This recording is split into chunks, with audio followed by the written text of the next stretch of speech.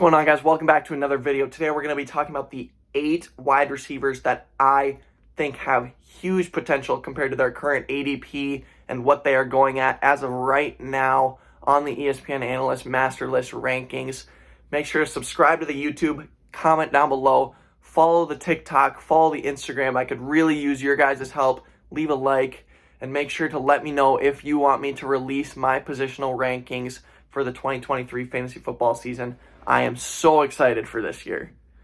The first guy we're going to be talking about as a sleeper for this year is Amon-Ra St. Brown. He has such good value going late in the second round, early in the third round potentially, for a guy whose ADP is currently number 11. I have him as my number 4 wide receiver for this season. I think he could be elite this year. He has continued to get better and better each and every year. He's coming off a 1,000-yard receiving season, a 100-reception season, and 6 touchdowns. This guy has been very solid in recent years. And the first 6 weeks with Williams out with a suspension, but really all season, St. Brown really doesn't have anyone to compete with targets with. And the Lions are a young, hungry offense.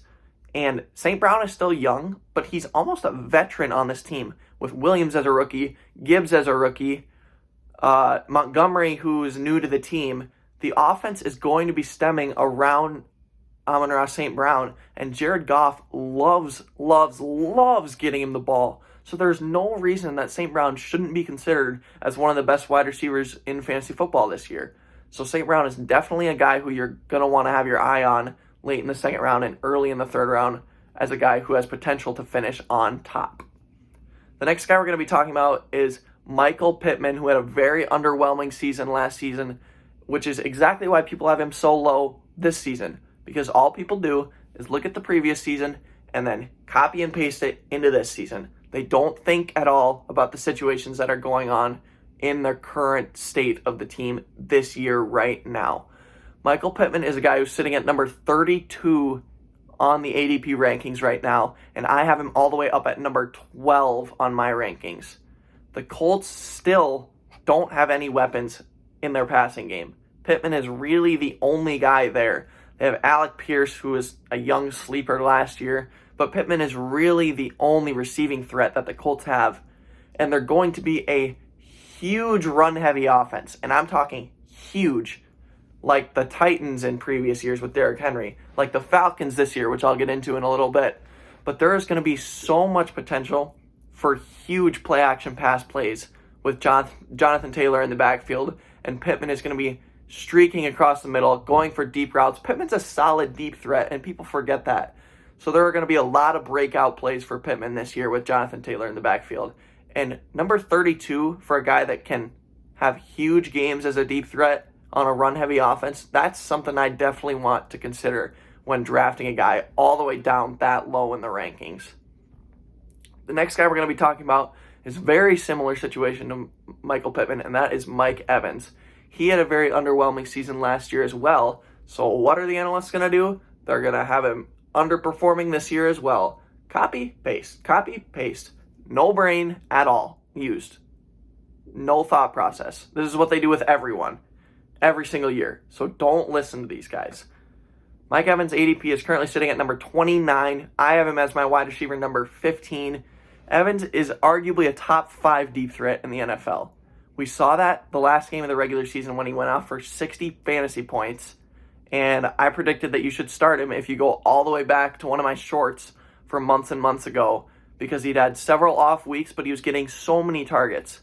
That's what people don't realize is Mike Evans, there were games where he was getting 8, 9, 10 targets, even though he wasn't performing. So the Bucs are still trying to get him the ball. And that's a guy that I want to have on my team, is a guy who's continually getting 8, 9, 10 targets. There's so much upside to be had for Mike Evans this year. And Baker Mayfield is a guy who's definitely going to be airing the ball out. He always goes for the highlight plays. Everyone knows who Baker Mayfield is. He's everywhere. He's all over the social media.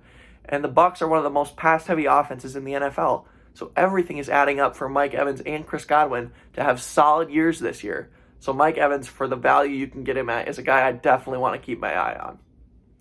The next guy I got on my list is Drake London. I loved him last year. I love him this year. His ADP is currently number 25. I have him as my number 17 wide receiver. he's still in a prime position to succeed. Marcus Mariota is gone. No matter who you get, you're going to get an upgrade at the throwing aspect of the quarterback position for Drake London. The Falcons literally did not pass the ball last year. Mariota did not pass the ball last year. And Drake London was still on the verge of being a decent wide receiver. And I think it's going to happen this year.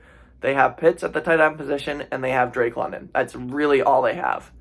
And just like we talked about with Pittman and Jonathan Taylor, the Falcons are going to be running the ball down teams' throats nonstop with Bijan, who is my number one running back for this year. You guys need to draft Bijan. I am telling you, he has so much potential.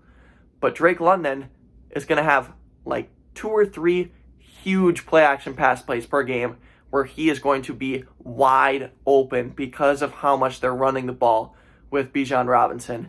And Drake London is just a guy that I think has excellent value, currently sitting at number 25, that you definitely want to have on your roster for a guy who could have a lot of breakout plays in the play action pass game. Same situation, you're going to notice the patterns that I'm talking about and the patterns you guys want to be noticing in your drafts with this guy, Treylon Burks. ADP is currently number 36. I have him as my wide receiver number 22. These are the same situations that the analysts are sleeping on when they make their rankings that I'm going to be picking up on. Just like Drake London, just like Michael Pittman, these are guys who are in run-heavy offenses that aren't going to have the defense keying in on them, and they also don't have any competition in the reception game. There's no other receivers to compete with. Treylon Burks is literally the only guy on the Titans offense that's going to catch passes, who's actually a real threat. So when teams are continually running the ball, you're going to have play action pass plays that open up. And I don't care how good a guy is. I think Treylon Burks is a really good receiver. But if you're the only option on your team, if you're a wide receiver 1 and you're sitting at number 36, I'm going to consider you. But this is a guy who is really athletic, really strong, and has so much potential to be a great receiving option in fantasy football this year that you can get in the 7th round. That's a wide receiver 1 on his team. That's ridiculous, guys. This is why you don't draft receivers super early, because you can get wide receiver 1s in the 7th round. There's no reason to draft them early. These last 3 guys are going to be guys who are way off the grid that I have as sleepers. And the first one is Rishi Rice from the Chiefs, I believe. And his ADP is currently at 101 amongst wide receivers. And I have him all the way up at number 48 on my list. You guys know about the Chiefs receiving game. They literally get the ball to everyone. Pat Mahomes gets the ball to everyone. They get 3 tight ends involved. They get 5 receivers involved. Travis Kelce is the only consistent guy. And Travis Kelce is always going to be a consistent guy until he's not in the NFL anymore.